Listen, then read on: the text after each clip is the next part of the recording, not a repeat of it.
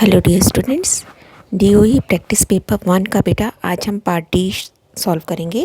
20 marks का हमारे पास ये सेक्शन है। 5 क्वेश्चंस होते हैं, इसमें 4 क्वेश्चन होते हैं, 5 नंबर का एक क्वेश्चन है। दैट मीन्स कि ये बहुत इम्पॉर्टेंट सेक्शन हमारे पास है। बहुत केयरफुली आपको इसको अटैम्प्ट करना है। तो 32nd क्वेश्चन सबसे पहले देखेंगे। समांतर श्रेणी 18, 15, 12 अप टू -48 के पदों की संख्या, नंबर ऑफ टर्म्स और सभी पदों का योग बताइए और टोटल बताना है हमें। तो हमारे पास क्या क्या दिया गया है देखिए। फर्स्ट टर्म दे रखी है, आप डी कैलकुलेट कर लेंगे, और लास्ट टर्म भी हमारे को ए एन टर्म दे रखी है। 3 चीज़ें दे रखी हैं, 2 चीज़ें मिसिंग हैं। जब हम अर्थमेटिक प्रोग्रेशन का चैप्टर करते हैं बेटा, टोटल ही हमारे पास 5 चीज़ें होती हैं, A D A N N and S N. उसमें से आपको 3 चीज़ें वो दे रखा होता है और 2 चीज़ें कभी भी निकालने को दे सकता है, या 3 चीज़ें देगा, 1 चीज़ निकालने को बोलेगा। ठीक है, तो अब हम सबसे पहले नोट कर लेंगे हमारे पास क्या क्या दिया हुआ है। A equal to 18, d equal to 15 घटा 18। अब बड़ी रकम को घटा रहे हैं, छोटी में से आंसर आ गया घटा 3। और लास्ट टर्म दे रखी है a n, that is equal to -48। निकालना क्या क्या है, एन निकालना है और एस एन निकालना है। तो सबसे पहले हम सिर्फ यही चीज़ें 4 ऊपर की कंसीडर करेंगे। ए एन का फॉर्मूला लगाएंगे, ए प्लस एन -1 डी।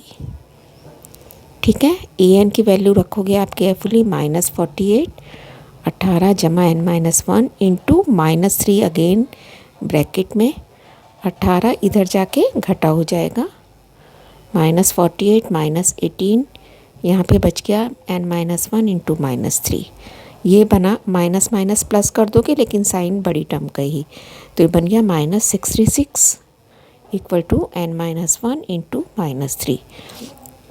अभी हम इस तरफ की ब्रैकेट ओपन नहीं करेंगे, क्योंकि अब हम क्या करेंगे, नेक्स्ट स्टेप में -3 को यहाँ डिवीज़न में ले जाएंगे, क्योंकि यहाँ गुणा हो रहा है ना। तो ये सब बातें आपको क्लियर होनी चाहिए। -66 अपॉन -3, यहाँ पे रह गया n -1 खाली, यहाँ माइनस से माइनस कट गया। 66 को आप 3 से काटोगे 22 मिल गया, और दूसरी तरफ सिर्फ n -1 रह गया था, है ना। तो n कितना आ गया, -1 उधर जाके प्लस हो गया, n इक्वल टू 23, यानी कि एक आंसर हमारा निकल गया। अब हम यहाँ तक कर चुके, एस एन का फॉर्मूला लगाएंगे, n/2 a plus A N. जब हमारे को फर्स्ट टर्म और लास्ट टर्म पता होती है, तब हम ये शॉर्ट फॉर्मूला अप्लाई कर सकते हैं। तो n की जगह अब 23 रखा, a की जगह 18 और a n की जगह -48। तो यहाँ बचा 23/2, 18 घटा जमा घटा घटा हो गया ना, तो ये बचा घटा 30। 2 से 30 को काट दिया, घटा 15, आंसर आ गया -345। नेक्स्ट क्वेश्चन है, सिद्ध कीजिए कि ये आपको 4 पॉइंट्स दे रखे हैं और prove that it is a rectangle. तो बेटा ये रेक्टेंगल कब होता है, देखिए एक शेप बना लेते हैं, ABCD इसका नाम रख देते हैं। आपने हमेशा इसे सर्कल ही बना के चलना है, ये नहीं कि A इधर है तो B इधर कर दिया, अपनी मर्जी से ACBD कुछ भी कर दिया। बेटा हमेशा आपको जिस सीक्वेंस में आपको क्वेश्चन दिया गया है, आप उसी सीक्वेंस में फिगर में नाम रखेंगे, और फिगर बनाना हमेशा सही रहता है। ABCD आपने लिख लिया।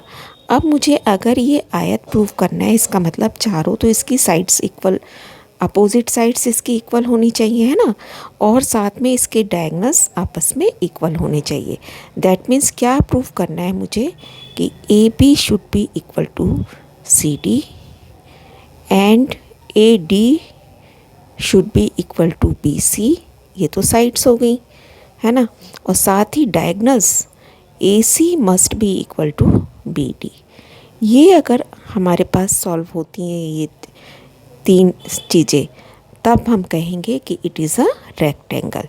तो इस क्वेश्चन को आप अपने आप सॉल्व करेंगे, डिस्टेंस फार्मूला केयरफुली अप्लाई करेंगे और फिर चेक करेंगे। इसका सेकंड पार्ट अब हम करते हैं। चॉइस में जो दिया गया है, बिंदु A, B और O एक वृत्त पर स्थित हैं। जैसे कि सेक्शन A में एक 19th क्वेश्चन या 20th क्वेश्चन था, बिल्कुल सेम उसी पैटर्न का क्वेश्चन है। और अब की बार ये क्वेश्चन 5 नंबर का दे दिया गया, जो कि वहाँ पे 1 नंबर का था। देखिए यहाँ पे आपने ए पॉइंट लिख दिया, ये ओ हो गया, ये बी है हो गया। वहाँ पे एक्स निकाला था हमने, यहाँ पे इसने वाई कर दिया एक वेरिएबल अननोन। तो मेरे को क्या कंडीशन पता है, ए ओ बराबर ओ बी, है ना। डिस्टेंस फार्मूला लगाएंगे ए और ओ के बीच में। अभी आपको बी नहीं दिख रहा, ए और ओ के बीच में -1 -2 ब्रैकेट बंद होल स्क्वायर प्लस बीच में फिर y -3y ब्रैकेट बंद होल स्क्वायर फिर अंडर रूट। अब b और o के बीच में हम डिस्टेंस फार्मूला लगाएंगे, तो 5 घटा 2 का वर्ग जमा 7 घटा 3y का वर्ग। अब अंडर रूट से अंडर रूट आप दोनों जगह काट दोगे, ये बना -3 का वर्ग और ये बना y जमा 3y।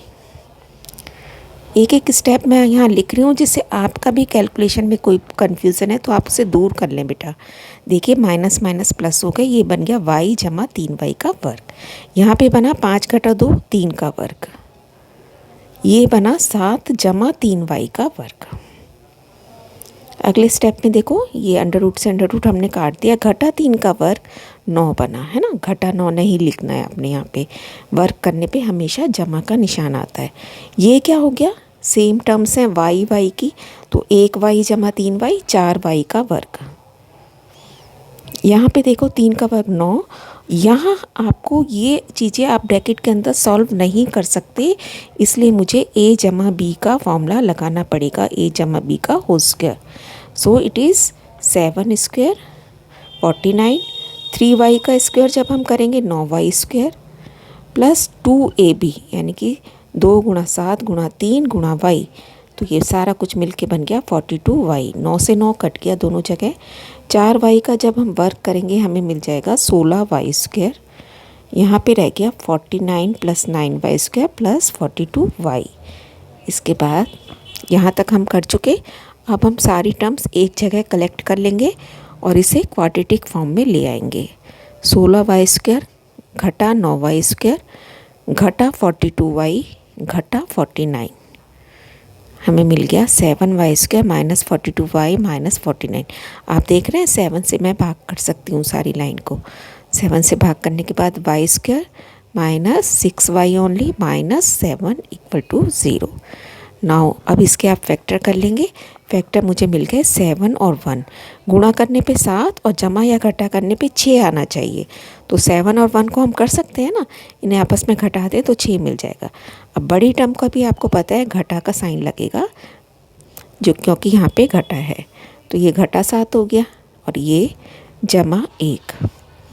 अब आंसर मैंने आपको इसका तरीका पहले भी बताया था इसी पेपर के एक पार्ट में, कि अगर यहाँ पे A1 होता है तो जो आपने यहाँ पे फैक्टर सोचे होते हैं उनका अपोजिट हमारा आंसर होता है। तो यानी कि y हमारा मिलेगा हमें 7 और घटा 1, ये आंसर हो गया। अब इसने एक बात और पूछी है इसमें एक्स्ट्रा, अंतःवृत्त की त्रिज्या बताइए, यानी कि AO बताना है मुझे। y तो मैंने सॉल्व कर लिया, तो अब y की दोनों वैल्यूज़ के साथ आप AO डिस्टेंस निकाल लोगे। AO क्या बना था डिस्टेंस हमारा सॉल्व करके सारा कुछ, 16y square under the root. देखो यहाँ पे आपने लिखा, यहाँ तक आप करे थे ना अंडर रूट, अब हम नहीं काटेंगे बेटा। तो देखो जब AO को सॉल्व कर रहे हैं इधर तक, तो क्या आया, अंडर रूट के साथ 9 जमा 16y स्क्वायर। तो आपने y की वैल्यू रख दी यहाँ पे, ध्यान से 7 रखते हैं अब की बार। 7 का वर्क करेंगे 49 और ये सारा कुछ सॉल्व करके हमें मिल गया अंडर रूट 793। एक आंसर तो ये हो सकता है AO का। दूसरा आंसर अगर मैं y को -1 रखूँ तो क्या होगा, 9 जमा -1 का वर्ग क्या बनेगा बेटा, 1 ही बनेगा। तो ये 9 जमा 16 ही रहा, यानी कि 25, और ये आ गया 5। तो ये आंसर ज़्यादा हमें सूटेबल लग रहा है ना। नेक्स्ट क्वेश्चन ट्रिग्नोमेट्री से है। x मीटर ऊंची एक मूर्ति भूमि से 100 मीटर ऊंचे चबूतरे पर खड़ी है, प्लेटफॉर्म पे एक खड़ी हुई है। देखिए एक आपने ये बना लिया और इसके ऊपर एक स्टैचू खड़ा हुआ है। इसकी हाइट कितनी है, x मीटर। मूर्ति की हाइट आपको देगी है x, और ये चबूतरे की हाइट है 100। अब यहाँ पर नीचे एक ज़मीन से एक बार चबूतरे को देख रहा है और एक बार मूर्ति के टॉप को देखा जा रहा है।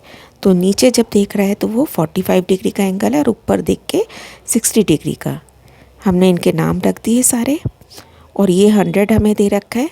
निकालना क्या है, मूर्ति की ऊंचाई यानी कि x आपको फाइंड आउट करना है।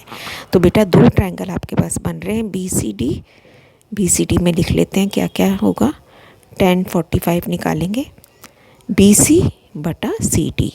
tan 45 1 होता है, तो CD भी कितना आ गया 100 मीटर, है ना। अब हम बड़ा वाला ट्रायंगल कंसीडर करेंगे ACD। इसमें इसका परपेंडिकुलर कौन सा माना जाएगा, AC, which is equal to x plus 100। In triangle ACD tan 60 degree, अब की बार एंगल कितना है 60 डिग्री।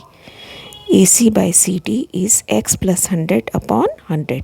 ये CD अभी हमने कितना निकाला है 100। इसको आगे सॉल्व करते हैं। tan 60 की वैल्यू रख दी √3 x प्लस 100। अब आप इसे सॉल्व कर सकते हैं। 100 ऊपर चला गया, 100 √3 x प्लस 100। x कितना आ गया 100 √3 माइनस 100 कॉमन निकाल लिया, अंदर बचा √3 माइनस 1। आप चाहें तो आंसर यहाँ पे भी छोड़ सकते हैं, क्योंकि उसने कहीं आगे स्पेसिफाई नहीं किया कि √3 की वैल्यू भी दो। अदरवाइज़ आपको ये याद रखना है √3 की वैल्यू होती है 1.732। तो हम चाहें तो आगे भी सॉल्व कर सकते हैं। 1.732 में से 1 माइनस करेंगे तो मेरे पास क्या बच जाएगा, खाली 0.732।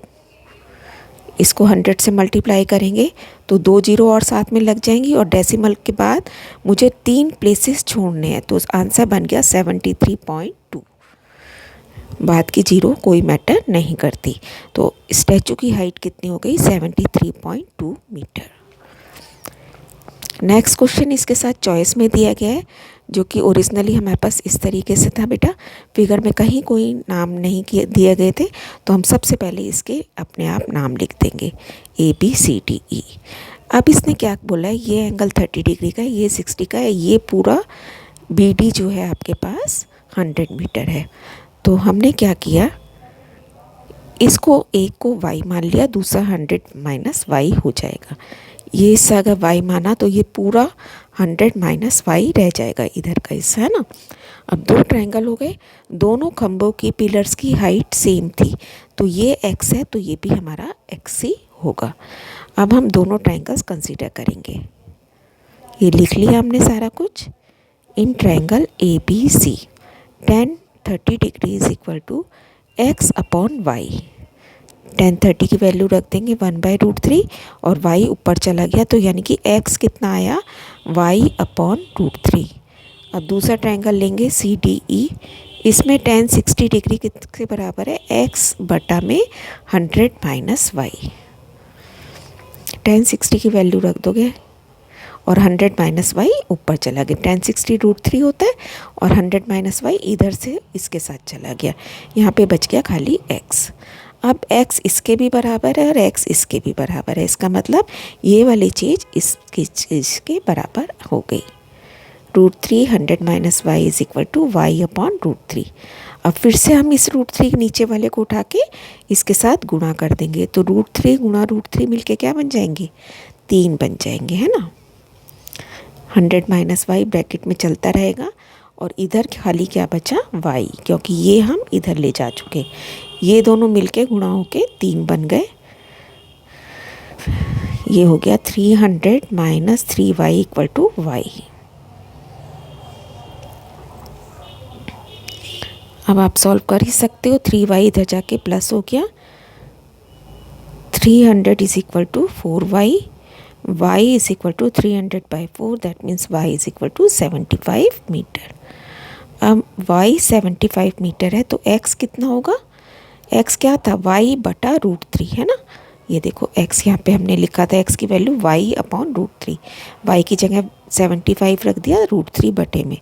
अब यहाँ कभी भी आपको पता है कि बटे में हम रूट की वैल्यू फिगर नहीं छोड़ते हैं, रैशनलाइज करना पड़ता है। तो जो टर्म नीचे दी गई है उसी से आप गुणा कर दोगे और भाग कर दोगे। नीचे बन जाएगा √3 इंटू √3, 75√3 इंटू डिवाइडेड बाई 3। तो ये कट के हमारे पास आ गया 25√3 x की वैल्यू मीटर। साथ में ही BC की वैल्यू हमारे पास y थी जो कि हमारा 75 आ गया, और जो बाकी हिस्सा है 100 माइनस YCD वो हमारा रह गया 25 मीटर। दैट्स ऑल बेटा, keep on learning, stay blessed.